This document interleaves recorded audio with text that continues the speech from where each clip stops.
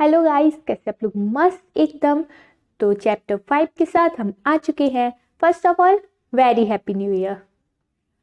And then chapter 5 जिसका नाम है continuity and differentiability.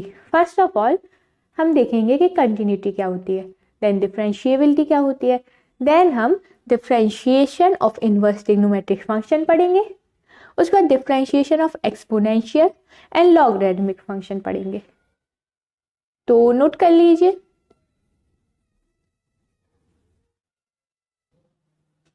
First of all हम देखेंगे कंटिन्यूअस फंक्शन क्या होता है। तो एक डेफिनेशन है, a function is continuous at X is equal to C. एक कोई पॉइंट है सी, उस पे फंक्शन कंटिन्यूअस होगा if the function is defined at X is equal to C.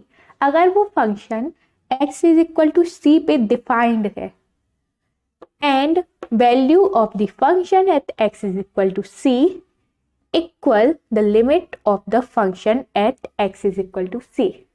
Value of the function at x is equal to c, जो भी function की value होगी x is equal to c पर, वो होनी चाहिए equal to the limit of that function at x is equal to c। वो होनी चाहिए लिमिट ऑफ दैट फंक्शन जब x c पर टेंड करे। सबसे पहले एक एग्जाम्पल से हम देखेंगे। आपको अगर अभी ये डेफिनेशन समझ में नहीं आई होगी, आप एग्जाम्पल देखिए, उसके बाद आपको ये डेफिनेशन समझ में आने लगेगी और जब हम क्वेश्चंस करेंगे तो आपको ये डेफिनेशन और अच्छे से क्लियर होती जाएगी। एक एग्जाम्पल देखेंगे। एक फंक्शन गिवन है जो कि x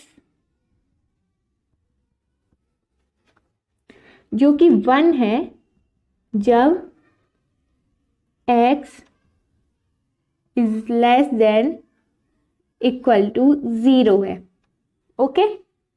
एंड 2 है जब x ग्रेटर देन 0 है। तो इसका ग्राफ कैसे बनेगा? ये फंक्शन कंटिन्यूअस नहीं है, हम कॉन्ट्राडिक्शन मेथड से समझाने की कोशिश कर रहे हैं। तो इसका ग्राफ कैसे बनेगा?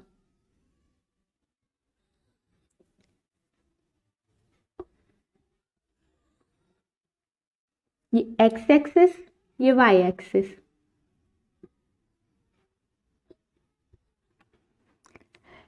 ये फंक्शन जब x इज ग्रेटर देन 0 है तो y की वैल्यू 2 आएगी। तो x ग्रेटर देन 0 कहाँ होता है? यहाँ, क्योंकि ये पॉजिटिव में, तो y की वैल्यू 2 आएगी। यह y is equal to 2।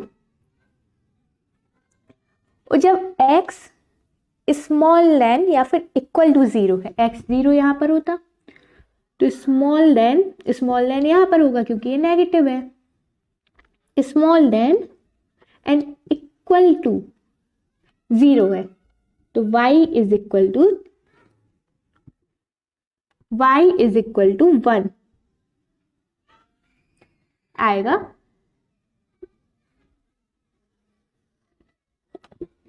Okay, अब इसमें हम देखेंगे कि क्या ये फंक्शन कंटिन्यूअस है या नहीं। ये फंक्शन यहाँ पर इनफाइनाइट तक जाएगा, माइनस इन्फिनिटी तक, एंड यहाँ पे प्लस इन्फिनिटी तक।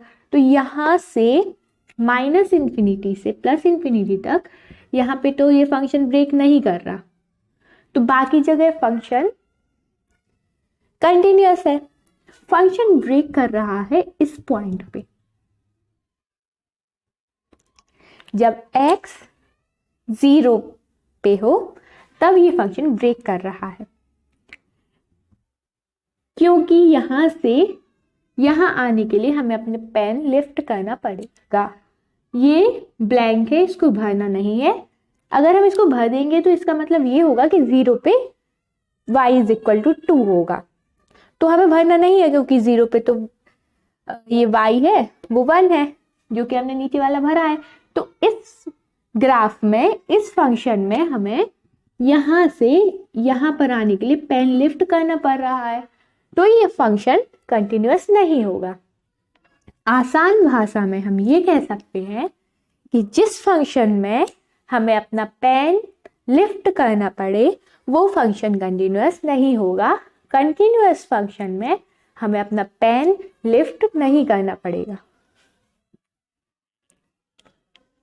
It is not continuous function.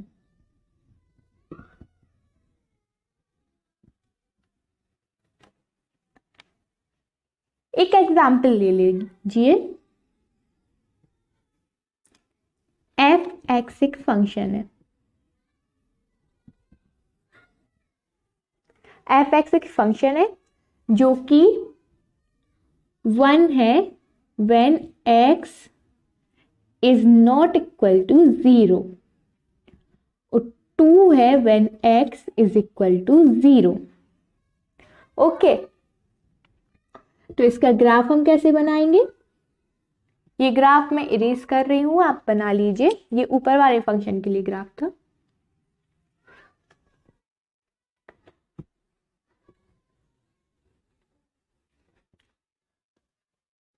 तो इसका ग्राफ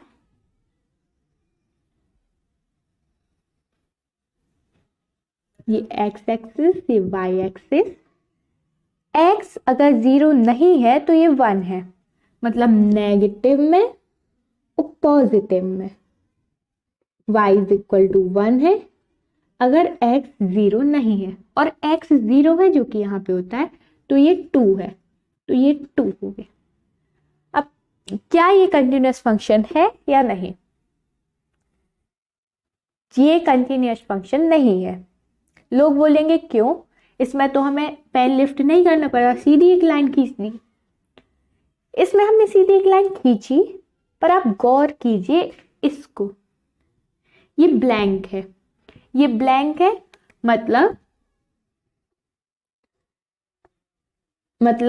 x 0 पे 1 नहीं है।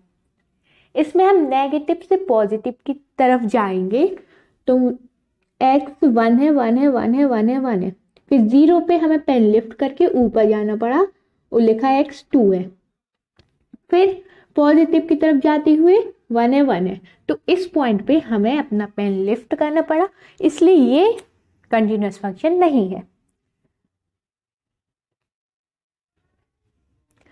नोट कर लीजिए, it is also not a continuous function.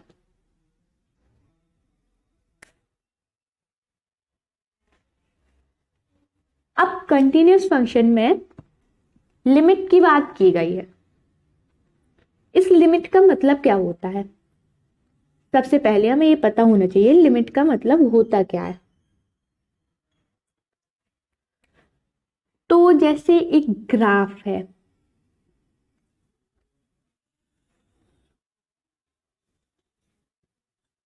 X Y, यहां पे कहीं भी एक रैंडम पॉइंट है, इसको लीजिए ए। इस पॉइंट का हमें पता नहीं है ये कहाँ एग्जिस्ट कर रहा, तो हम limit x tends to a negative लेंगे। इसका मतलब क्या है? x से हम a की तरफ जा रहे हैं नेगेटिव साइड में, ये नेगेटिव साइड को ट्रेवल करते हुए a की तरफ जा रहे हैं, और limit x tends to a positive, इसका मतलब है पॉजिटिव साइड से ट्रेवल करके हम a की तरफ जा रहे हैं। Limit x tends to a का मतलब है कि हम प्रॉपर a में नहीं गए हैं, पर a के बहुत करीब पहुंच गए हैं। हमें a प्रॉपर नहीं पता है क्या है, पर a के हम काफी नजदीक पहुंच गए हैं। फॉर एग्जाम्पल, अगर a 1 है एग्जाम्पल, तो x tends to a negative 0.99999999, मतलब प्रॉपर 1 नहीं है, पर 1 से बहुत नजदीक है। और x tends to a negative 1.000001, मतलब पूरी तरीके से ये 1 नहीं है, पर 1 के बहुत नजदीक है। इसका मतलब होता है x tends to a negative और x tends to a positive. इसका मतलब होता है प्रॉपर a की वैल्यू नहीं है, पर नेगेटिव दिशा में a के सबसे करीब वाली value x tends to a negative है, और पॉजिटिव दिशा से a की सबसे करीबी value x tends to a positive है। आपको समझ में आ गया होगा, नोट कर लीजिए।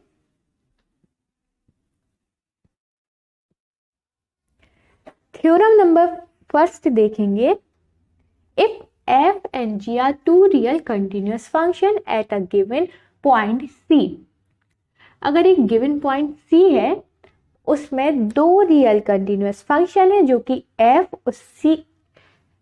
एंड g है, तो f plus g, f minus g, f into g and f divided by g is also a continuous function at c। तो इसका plus minus multiply and divide भी एक कंटिन्यूस फंक्शन होगा point c के ऊपर। Note कर लीजिए, एक नोट डालेंगे, every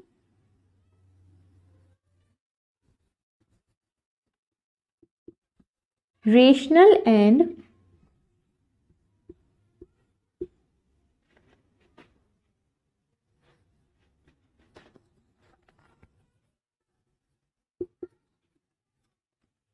polynomial function is also a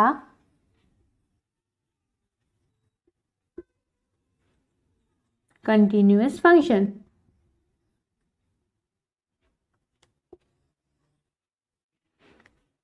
every rational and polynomial function, कोई भी रेशनल एंड पॉलिनोमियल फंक्शन होगा वो कंटिन्यूस फंक्शन कहलाएगा। नोट कर लीजिए,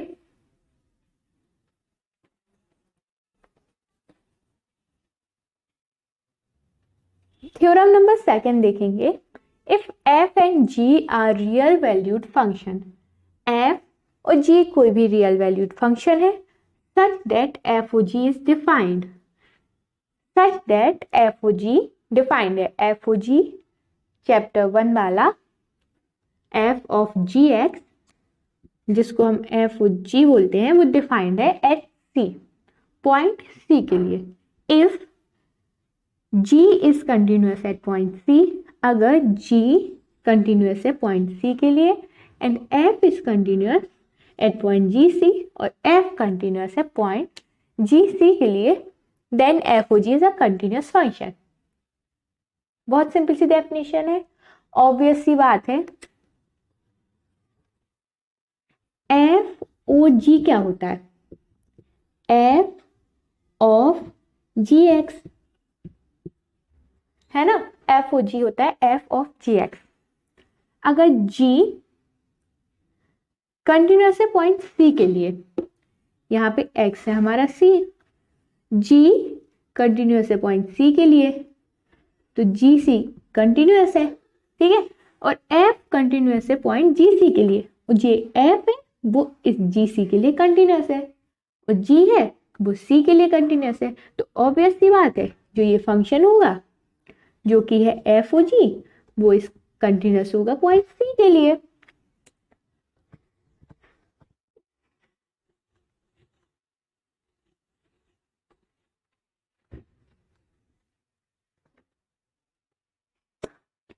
नोट कर लीजिए,